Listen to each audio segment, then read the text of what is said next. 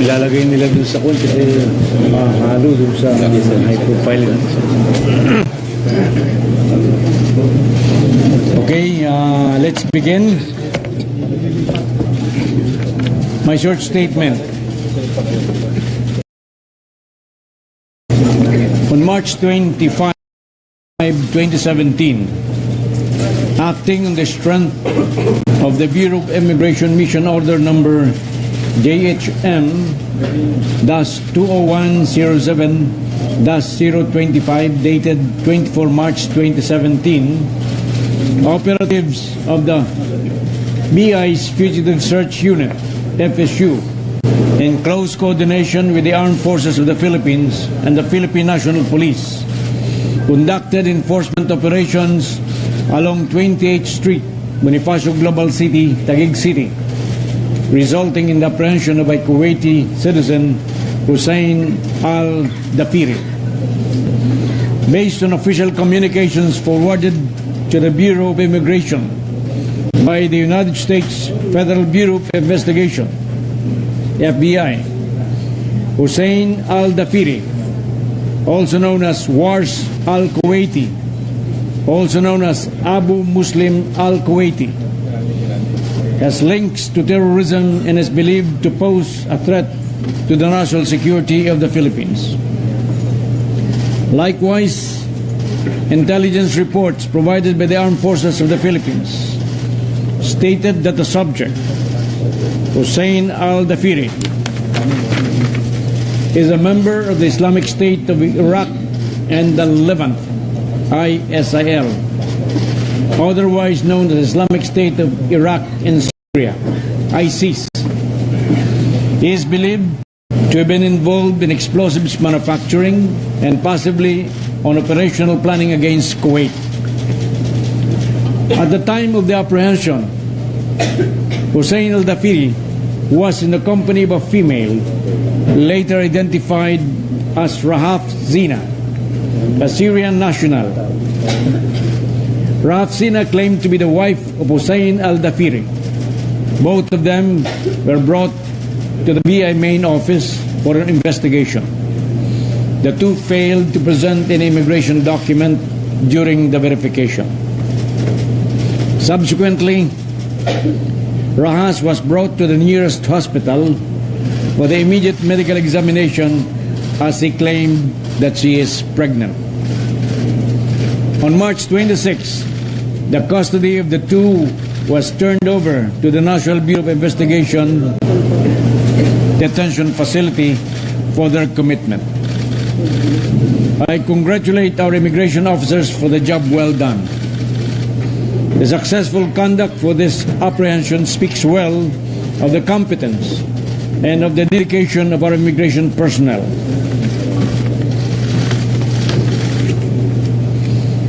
As the guardian of our ports and all of our entry points, our immigration officers stand watch on our walls and tell us no harm will come to our people while they are on watch.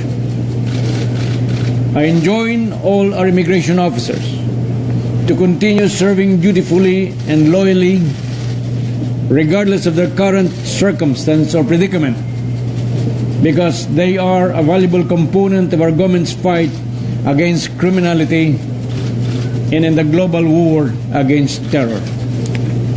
Thank you. By the way, just the other day, we received a supplemental information on Rahaf Zina, the female.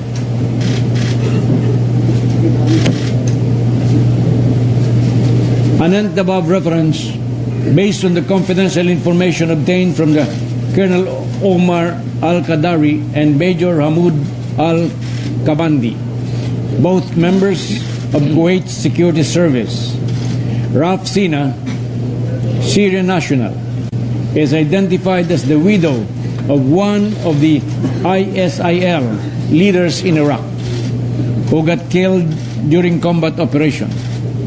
It is believed that she used to be the wife of Abu Jandal al-Kuwaiti, the number 2 military commander for ISIL operating in Syria. Based on their tradition, a widow of their killed comrades will be taken care of by the living members by marrying the said widow. This report shows that Rafsina is known close associate of ISIL members in the Middle East. Further, Rafsina is the wife of Hussein ACO al-Dafiri, a known ISIL member.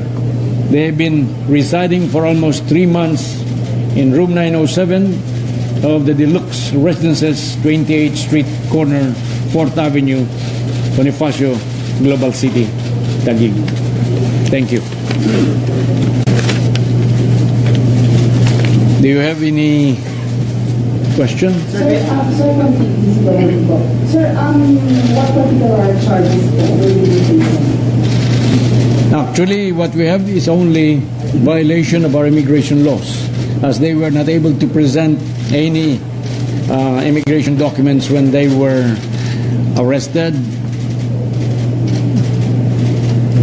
on March 25, 2017.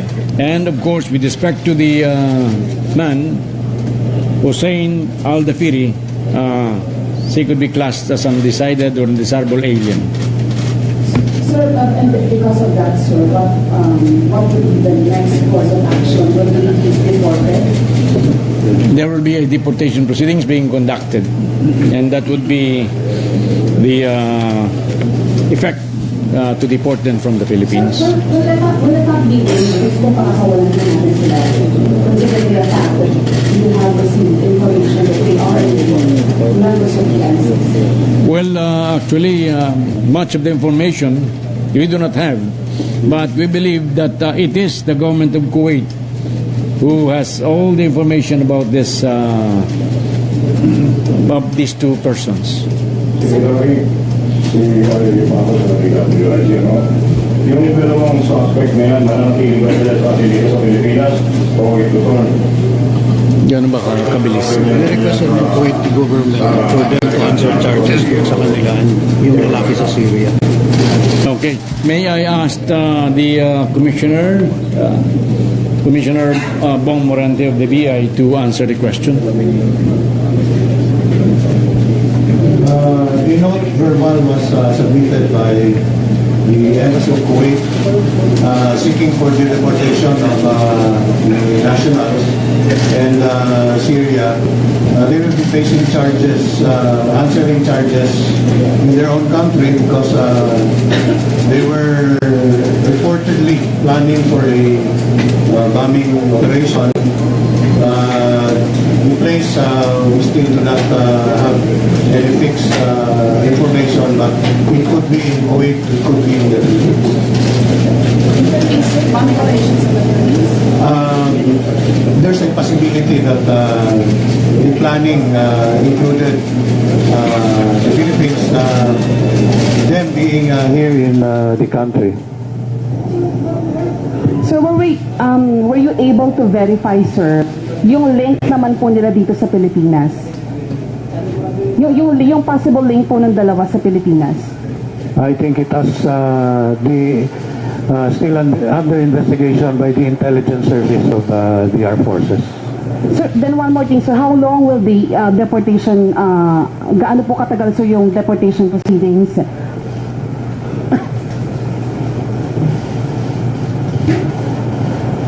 They were properly charged and the deportation proceeding is ongoing.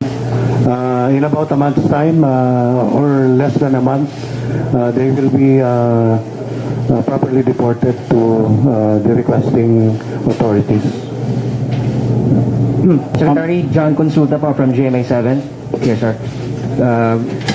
Secretary, with your kind indulgence, have we identified which particular group are they linked with, if their local counterparts here in Metro Manila? Well, from the information given to us, we have not identified any local group or terrorist group based in the Philippines. What we know are the persons they have been associated with when they are in Kuwait or in Syria. Secretary, good afternoon. Jason Lupino po, CNN Philippines. Sir, and also to the other officials here, can you tell us more about the circumstances of their arrest? What were they doing here? How long have they been here? Paano po yung circumstances? Ano yung mga nandoon sa kung saan sila natagpuan, sir? Well, all I know is that this is the third trip of Hussein al-Dafiri to the Philippines. The latest one, I think, was on January 28th, and they are still, from that time on, they are staying here in the Philippines. Now, with respect to the circumstances, to the other circumstances, may I ask Attorney Jake Likas about more about the circumstances leading to the arrest of the two. Al-Dafiri, during the year 2016, has numerous travels in and out of the country. And the Korean government, the Kuwaiti government now is going to the cancellation of his passport. And his latest arrival was on January 28, 2017, this year. Sir, kailan po siya pumasok sa radar ng officials natin? He's been traveling numerous times in and out of the Philippines. So, what passport was he using? What identity was he using? Ano po yung sinabi niyang business niya sa Pilipinas? Ano raw po yung ginagawa nila dito as cover for their supposed terror plots, sir? It was through the coordination of our foreign counterparts, and that because of their coordination with us, we were able to locate the subject, and consequently we were able to apprehend them. Ano raw po, sir, yung hindi po pa sila gumamit ng fake identity, sir? Tapos na pagpasok nila dito sa immigration natin, ano po yung stinate nilang business dito sa bansa natin, sir? Initially, he entered on a tourist visa in the year 2016, and eventually he was able to secure a 9G visa. This is a working visa, which is now being investigated by the Bureau of Immigration regarding the petitioning company on this working visa. Sir, wala po bang na-recover? When they were arrested, wala po bang mga na-recover that could somehow give you an idea regarding their alleged operation here in the Philippines? During the operation, there was nothing. We were not able to recover anything because we apprehend this person outside an establishment. Sir, natanong ho ba natin itong mag-asawang ito na kung yung pagpasok nila sa Pilipinas bilang bahagi lang ng honeymoon nila nang maging mag-asawa na sila, or tumitiwalag na sila sa ISIS kaya pumunta sila ng Pilipinas?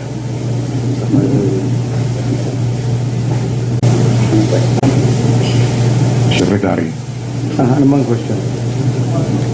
Will you repeat, please? Yung pagpasok ng mga kasamang yan dito sa Pilipinas sa ating bansa, bahagi kaya yan ng kanilang honeymoon dahil nag-asawa na sila? O natanong niyo ho ba sila kung yan bang pag-alis nila sa kanilang bansang pinanggalingan at pagpunta ng Pilipinas ay bilang bahagi ng pagkalas na nila sa ISIS dahil mag-asawa na sila? The information is the opposite. that they have never abandoned their ties with ISIS, and as a matter of fact, the information given to us by the Kuwaiti government stated otherwise. So we are only speculating why they are here in the Philippines. But it was confirmed by the Kuwaiti government that they are members of the terrorist group ISIL or ISIS, the Islamic State of Iraq and Syria. ISIS. I believe, well, we believe so, but of course, on our part, we are speculating. But considering their past relationship, the girl or the female was the wife of the number 2 ISIS military leader. It is not far-fetched to believe that they are still very active members of the ISIS.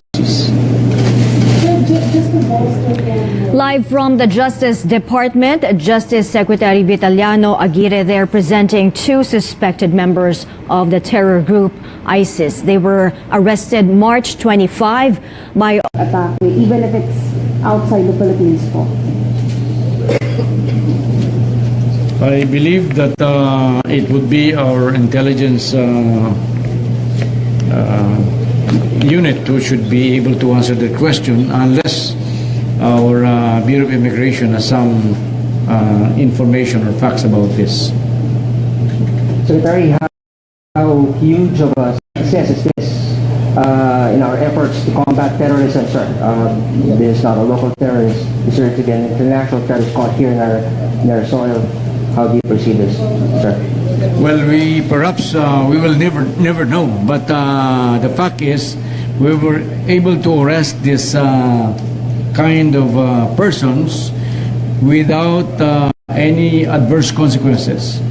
We kept this under wraps for more than a week because I think they gave us a number of person that in case that they will be captured, to call this particular person. Is that not correct? We did not do it because we do not want, because some of us believe that it is a signal for the others to continue doing their terroristic activities. But the fact is, I believe that since nothing happened, we were able to nip whatever terrorist intention they have in the bud.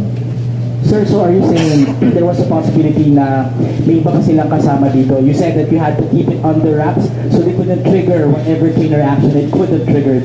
So meron ba tayong info na meron silang wider spread operations dito sa atin, sir? That's right. That is one of the reasons why we keep this under wraps for several days. As a matter of fact, we are going to continue with Ethics and Rules Committee partnership with our intelligence units to verify if there are other persons involved. Attorney, you said merong contracting company na humingi ng working visa para sa kanila. Can you tell us more about that company and anong trabaho po yung sinabing ginagawa nila, sir? I think it's a recruitment company, Q8 Solutions. This company was investigated way back in 2016 by the House under the committee of Congressman Salceta.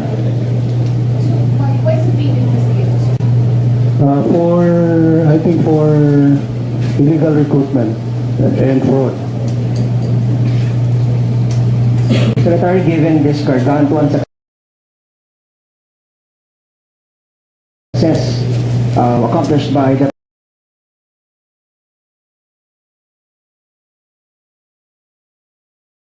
Bureau of Immigration Targeted Search Unit, is there any promotion forthcoming for the men who have sacrificed and especially for the underpaid men and women of the BI. Are you relating this to the current problem of the Bureau of Immigration? We do not intend to relate this to that problem at the airport. On the part of the immigration, we usually give recognition to members of the Bureau who are performing. And this we usually do during Monday flag raisings. We have an awards committee who assess the accomplishment as to what kind of award or medal we are going to give. But no monetary consideration. Every one of us have our respective roles to play, and whether it is dangerous or delikado yung trabaho, we continue to perform. Secretary Rafi Santos po ng ABS-CBN. Sir, you mentioned earlier that the male suspect has been coming back and forth to the Philippines. Would we know kung ano yung purpose ng previous visits niya, or was it of a different nature to this particular visit? Well, per Attorney Ligas, he said the previous visit